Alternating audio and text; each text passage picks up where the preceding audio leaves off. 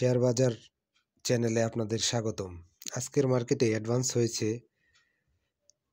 129টি, decline 226টি, unchange 29টি এবং volume হচ্ছে 636 কোটি টাকা। গতকালকের তুলনায় যে ভলিউম হয়েছে সেই হিসেবে আজকে কমপক্ষে 30 থেকে 35% প্লাস হওয়ার দরকার ছিল, কিন্তু আজকে মাইনাস হয়েছে। কিছুটা প্রফিট টেকিং ছিল আজকে, তারপরেও দেখা গেছে যে দুই দিন প্লাস হওয়ার পর একটু কারেকশন হবে, এটাও ঠিক আছে, কিন্তু ভলিউমটা একটু বেশি করে ফেলছে। আজকে একটা নিউজ ছিল যে আইসিবিকে সরকার 1000 কোটি টাকা দিয়েছে, কিন্তু আইসিবির এই টাকা পাওয়ার সাথে মার্কেট খুব একটা উত্থান হয় না, আর 1000 কোটি টাকা দিয়ে মার্কেটকে সাপোর্ট দেওয়া সম্ভব না।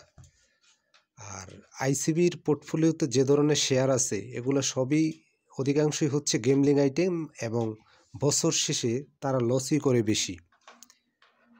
সেক্ষেত্রে তারা ভালো শেয়ার খুব একটা কিনেও না এবং বাজারকে যথাসময়ে সাপোর্টও দেয় না। এর আগে যখন 3000 কোটি টাকা পেল, তখন আমরা দেখতে পেলাম যে অনেক দিন পর্যন্ত মার্কেট ডাউন, এরপরে দেখা গেল একটু 2-1 দিন আপ হলো, তারা জানালো যে তাদের টাকা খরচ হয়ে গেছে, তারা পূর্ববর্তী লোন পরিশোধ করেছিল। এবারও হয়তো পূর্ববর্তী লোনই পরিশোধ করবে। আর মার্কেটের এই মুহূর্তে যেটা বোঝা যাচ্ছে, মার্কেটের কোনো ব্যালেন্স নাই, সম্পূর্ণ ইমব্যালেন্স। গতকালকে যেহেতু 100 প্লাস হয়েছিল, 100 পয়েন্ট প্লাসের পরে আজকে সরাসরি মাইনাস, এটা বিনিয়োগকারীদের মনে সম্পূর্ণ রকমের আতঙ্কের তৈরি করে, এবং তারা যে বাই বা সেল করবে না, সেল যে তারা দিবে না, ওরকম কনফিডেন্স তাদের কাজ করে না। একদিন প্লাস হলেই দেখা গেছে পরের দিন আরও দ্বিগুণ গতিতে নেমে যাচ্ছে। তবে এই কারেকশনটা হয়তো কালকের দিন হবে, এরপরে আবার কিছুটা প্লাস করবে।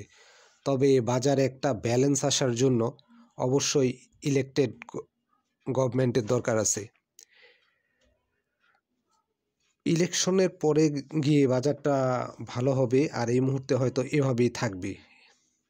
খুব বেশি প্রফিট বা বাইসেল বা ট্রেডিং খুব বেশি করা যাবে না, নিরাপদ দূরত্ব থাকাটা ভালো।